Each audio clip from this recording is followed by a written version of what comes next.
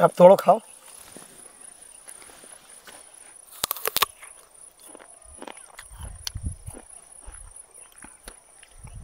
तोंडाला पाणी सुटलेलं आहे, बोलायची इच्छा होत नाही आहे।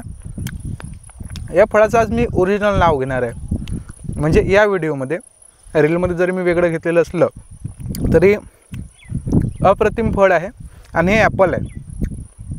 मी काही काश्मीरमध्ये नाही किंवा हिमाचलमध्ये नाही, मी सध्या आहे अमरावती जिल्ह्यातल्या माझ्या मागे जर आपण पाहिलं ना, हा सातपुडा पर्वत आहे आणि या पर्वताचे मी अगदी पायथ्याशी आहे। अकोला जिल्ह्यामध्ये आहे मी। कोणचं गाव आहे? ऐदलापूर, अकोट तालुका में ऐदलापूर। खरंच मला त्यांच्याकडनंच खरं तर ऐकून घ्यायचं, हा शेतकऱ्यांसाठी म्हणजे एक प्रकारची नवसंजीवनी ठरणारा हा प्रयोग आहे यांनी केलेला, आणि शेतकऱ्यांनी खरंच अशा विषयांना फॉलो केलं पाहिजे। क्या नाम क्या है आपका, क्या बताएंगे इस फल का बारे में? चांडक हूँ मैं। ये अन्ना और एक डॉर्सेट गोल्ड, ये दो वैरायटी है। डॉर्सेट जो वैरायटी है ग्रीन जो एप्पल अपन खाते हैं मार्केट में, वो वाला एक है, और ये है अन्ना जो लाल कलर का जो होता है वो वाला है। तो ये दो वैरायटी अपने फार्म में लगी हुई है सर। इसके लिए आपने कुछ खाद वगैरह यूज़ किया? बहुत कम, मेरा ऑर्गेनिक बेस के ऊपर मैं जाता हूँ। जैसे कि मैंने आपको बोला कि गाजर घास से मैं दवाई बनाता हूँ और इसको मैं इसके नीचे से देता हूँ।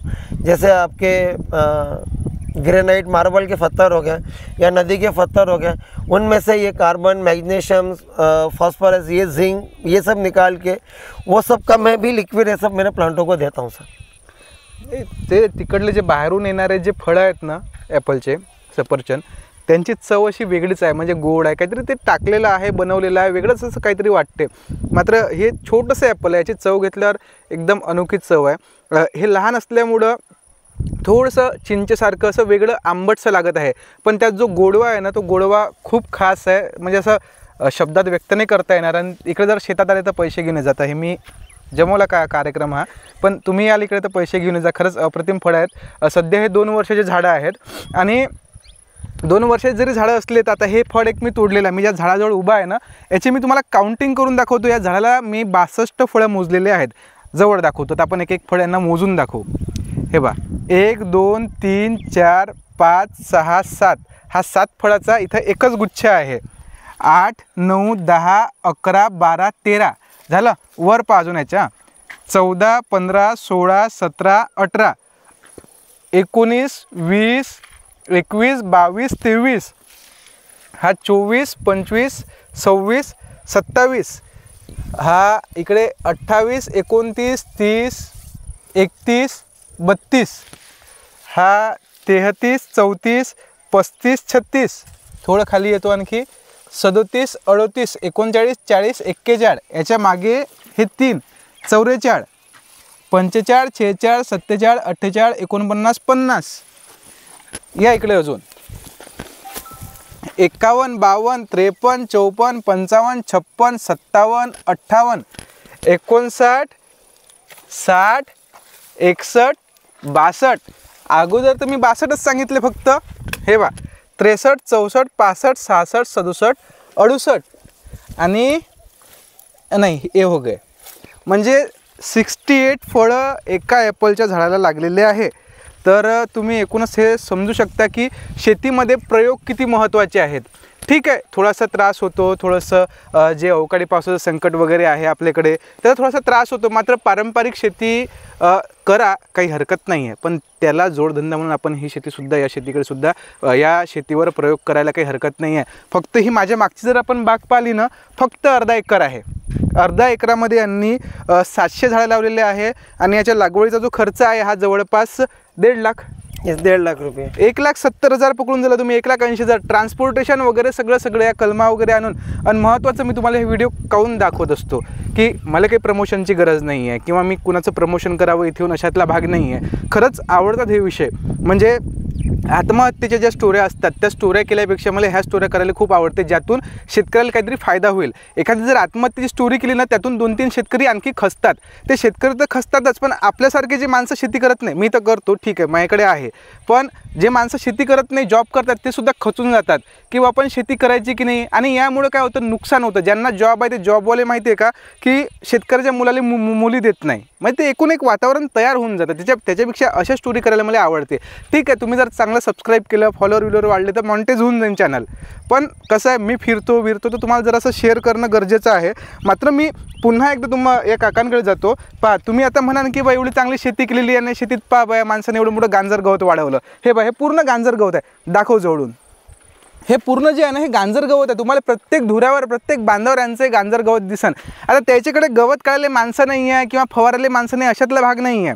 ते सधन शेतकरी आहेत. 35 एकर शेती त्यांच्याकडे जवळपास, सधन शेतकरी आहे. पण त्यांनी गांजर गवत का या ठिकाणी ठेवलेलं आहे त्यांनाच आपण विचारू.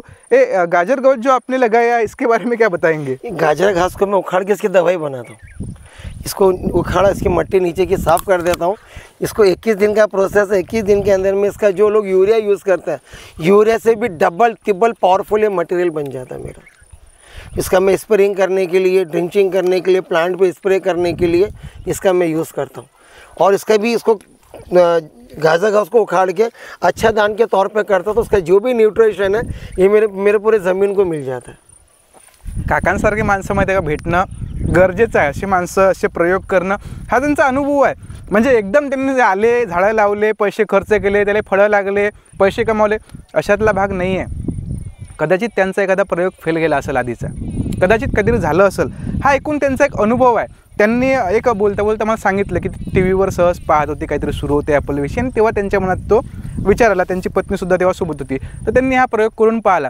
मात्र बाजूला जर पाहिला आपण तर त्यांच्या शेतामध्ये जो आहे तो केसर आंबासुद्धा त्यांनी लावलेला आहे. त्या बाजूला मला जाम दिसत आहेत. इकडनं हे काय आहे माहिती नाही, म्हणजे ज्याचं नावसुद्धा माहिती नाही आहे ज्या फळाचं, त्याची त्यांनी शेती केलेली आहे.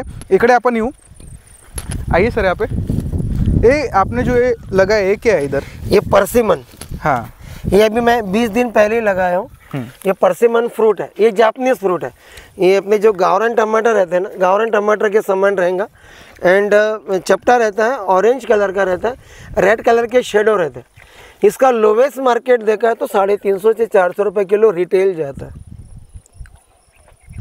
भाऊ, शेती सोपी नाही आहे आपण असं म्हणतो, खरंच सोपी नाही आहे.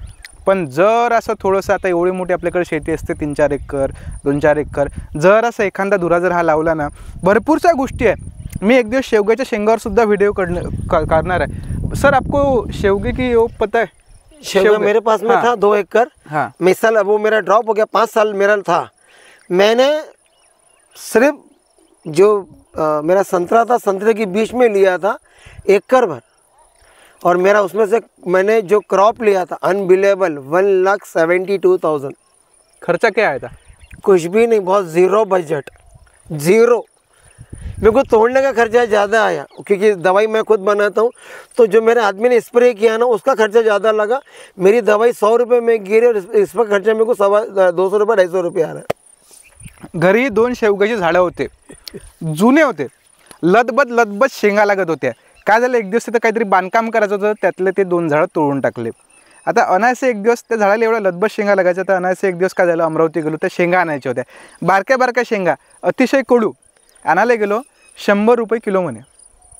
आता विचार करा, घरच्या शेंगाचं महत्त्व मला तेव्हा पटलं नाही, किंवा मजबुरीनं ते झाडं तोडावे लागले. पण खरंच प्रत्येक गोष्टीला महत्त्व आहे. थोडंसं डोकं लावून आपण या क्षेत्रात उतरलं पाहिजे. आता म्हणान का बा तू काही आम्हाला या गोष्टी शिकवू नको, शिकवायच्या गोष्टी नाही, आपण जे डोळ्यानं दिसून राहिलं ना आपल्याला, किमान आपण त्यावर विश्वास ठेवला पाहिजे. हे काही आम्ही खूप काहीतरी रंगवून सांगत आहे तुम्हाला, अशातला भाग नाही आहे. हे पूर्ण शेती तुम्ही पाहू शकता. आणि खरंच त्यांनी जे प्रयोग केलेले आहे ना, खूप चांगले प्रयोग आहे. मी तर जस्ट आलो यांच्या शेतामध्ये, सध्या वेळ नाही कारण अंधार पडणार आहे. म्हणजे या इकडे आणखी या ठिकाणी जे फ्रूट आहे ना ते सुद्धा आपण पाहूया. ये साइज देखो फ्रूट की. हे बा, देखो इसमें यहाँ पे फ्रूट कम है, तो इसका साइज कितना डेवलपमेंट हुआ. ये देखिए यहाँ पर सिंगल फ्रूट है. या झाडाची आहे ना फळं कमी आहे. मला वाटतं 20 एक फळं असतील जवळपास. आपण जे झाड पाहिलं त्याला 62, 68 म्हणजे जवळपास 68 फळं होते. याला जवळपास 10, 15, 20च्या जवळपास असतील. पण याची साईज खूप मोठी आहे. आणि काय होतं, एक थोडं हे मोठं झालं की म्हणजे लांब झालं की म्हणतो आपण कसे लांब होतो, म्हणजे हळूहळू उंचीनं वाढतो. याची जशी उंची थोडीशी मोठी होईल तेव्हा याची वाढ जी आहे ना, उंची ती खुंटून जाईल, नंतर पोटात फुगेल आणि नंतर ते एक वेगळा आकार घेऊन ते लाल बनते. यातली काही जी फळं आहेत ना ते थोडेसे लालसरसुद्धा बनलेले आहेत. तर एकूणच मी सांगतो मित्रांनो की असे जे व्यक्ती आहेत खरंच आपण त्यांच्यापासनं म्हणजे जे काही आहे ते शिकायला हवं असं मला वाटतं। सर क्या बताएंगे और यानी जो आज के किसान हैं उनके लिए आप क्या संदेश देना चाहेंगे? सर अगर आप एक ग्राफ देखेंगे लास्ट 3 ईयर्स का, तो आईटी सेक्टर के सबसे ज़्यादा बच्चे फार्मिंग करने के लिए उतरे। बहुत बड़ा फ्यूचर है, बट न्यू टेक्नोलॉजी के साथ में अगर आप न्यू सिस्टम के साथ में आप कुछ करते हो तो इससे बड़ा मार्केट ही नहीं है। और हर बिजनेस में, हर सर्विस में सैचुरेशन है, और हर 15 दिन में, महीने में, 2 महीने में कुछ नवा आता है, मार्केट में नवा आता है, जूना बैक हो जाता है, वापस से वही नवी नौकरी देखो वो करो।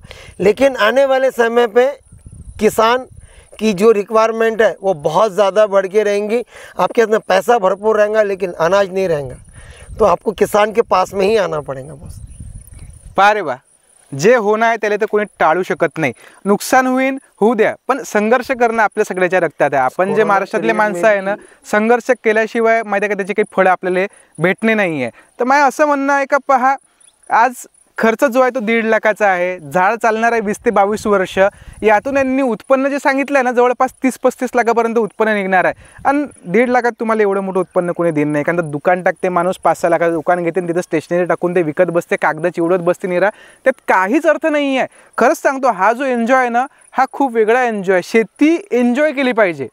म्हणजे मी हे सांगायला काही खूप मोठा विचारवंत आहे, मी शेतीतला खूप मोठा संशोधक आहे अशातला भाग नाही आहे, पण खरंच ह्या खूप चांगल्या गोष्टी आहे। कदाचित आज मायापेक्षा एखादा चांगला व्यक्ती येईल, तो विचार बॉम्ब स्टडी करण, खूप मोठा अभ्यास करण, तुम्हाला वेगळ्या भाषेत सांगन, ते तुम्हाला आवडन, ते तुम्हाला चालन, पण मी साध्या भाषेत तुम्हाला अगदी आपल्या गावरान भाषेत सांगलो हे तुम्हाला पटणे नाही आहे। आणि जर पटत नसन तर एक वेळा शेतात भेट देऊन पहा, किंवा आजचा हा व्हिडिओ ठीक आहे, लक्षात ठेवा, स्मरणात ठेवा, भविष्यात 5-10 वर्षांनी जेव्हा तुम्ही या शेतात याल ना, नक्की कुठेतरी एक तुम्हाला वेगळा बदल दिसन, तेव्हा तुम्हाला वाटेल की यार आपल्याजवळ एवढी मोठी शेती पडलेली होती, तर आपण थोडंसं एखादा धुरा, एखादा बाण जर या सफरचंदचा लावला असता तर तेव्हा कुठेतरी फायद्यात ठरलो असतो आपण। तर ठीक आहे, कुठेतरी आपण शेतीपासून लांब चाललोय, पुन्हा शेतीकडे येण्याची गरज आहे, वळण्याची गरज असं मला वाटतं। तुर्तास इथंच थांबूया।